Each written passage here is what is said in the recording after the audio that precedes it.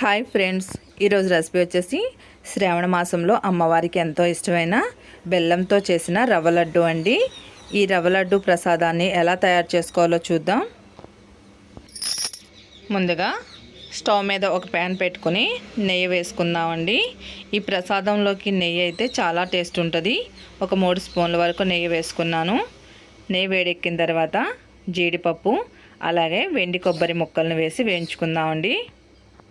ఇలా వేయించుకోవడం వల్ల మంచి టేస్ట్ ఉంటాయన్నమాట. జీడిపప్పు వెండి కొబ్బరి మంచి కలర్ వచ్చే వరకు వేయించుకుందామండి. ఈ విధంగా వేగితే సరిపోతుంది. ఒక ప్లేట్లోకి తీసేసుకుందాం.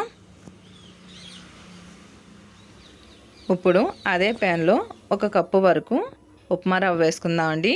అదే బొంబాయి రవ్వ అంటాం కదా, తెల్ల ఉప్మా అని బొంబాయి రవ్వ అంటాం కదా. ఈ రవ్వను వేసి వేయించుకోవాలి. పచ్చివాసన అనేది పోయి లైట్గా కలర్ వచ్చే వరకు వేయించుకోవాలండి. స్టవ్ని లో ఫ్లేమ్లో పెట్టుకుని వేయించుకోవాలి, లేకపోతే మాడిపోతుంది రవ్వ అనేది. చూసారు కదండి, ఈ విధంగా వేగితే మనకి సరిపోతుంది. ఒక ప్లేట్లో పెట్టేసుకుందాం ఈ రవ్వని. ఇప్పుడు అదే ప్యాన్లో 1 కప్పు వరకు బెల్లం తురుమండి. మనం ఏ కప్పుతో అయితే రవ్వ తీసుకున్నామో అదే కప్పుతో బెల్లం తీసుకున్నాను. ఇందులోకి కొద్దిగంత వాటర్ పోసి కరిగించుకుందామండి. చూసారు కదండి, ఈ విధంగా బెల్లం మొత్తం కరిగిపోవాలి. బాగా మనకి తీగపాకం అనేది రావసరం లేదండి, బెల్లం అనేది కరిగితే సరిపోతుంది. ఇప్పుడు స్టవ్ కట్టేసుకొని ఈ బెల్లం పాకాన్ని చల్లార్చుకుందాం. బాగా వేడిగా ఉంది కదా. ఈ విధంగా చల్లారిన తర్వాత వేయించి పక్కన పెట్టుకున్న రవ్వని ఒక బౌల్లో వేసుకొని ఇందులోకి యాలకుల పొడి కొద్దిగా అలాగే జీడిపప్పు వెండి కొబ్బరి వేసేసుకుందామండి. వేసి మొత్తం అంతా కలిసేటట్టు కలుపుకోవాలి. ఇప్పుడు మనం కరిగించి పక్కన పెట్టుకున్న బెల్లం ఉంది కదండి, ఆ బెల్లాన్ని వడకట్టి పక్కన పెట్టుకున్నాను. ఇప్పుడు కొద్దిగా ఈ రవ్వలో పోసుకోవాలండి. ఒక్కసారి పోయకుండా కొద్దిగా పోస్తూ కలుపుకోవాలి. మనకి స్వీట్ అనేది కరెక్ట్గా సరిపోతుందండి.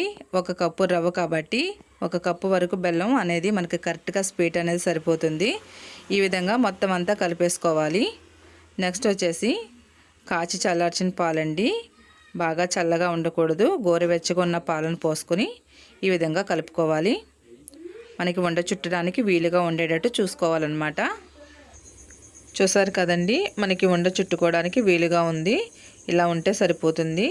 ఇదే విధంగా ఉండలు మొత్తం అనేవి చుట్టేసుకుందామండి. అమ్మవారికి ఎంతో ఇష్టమైన బెల్లం రవ్వ లడ్డు అనేది మనకి రెడీ అయిపోయింది. అలాగే మీరెవరైనా మన ఛానల్ కానీ ఫస్ట్ టైం చూసినట్లయితే పిఎన్వి తెలుగు ఛానల్ని సబ్స్క్రైబ్ చేసుకోండి. పక్కనే ఉన్న బెల్ బటన్ క్లిక్ చేస్తే నేను అప్లోడ్ చేసిన ప్రతి వీడియో మీకు వస్తుందండి.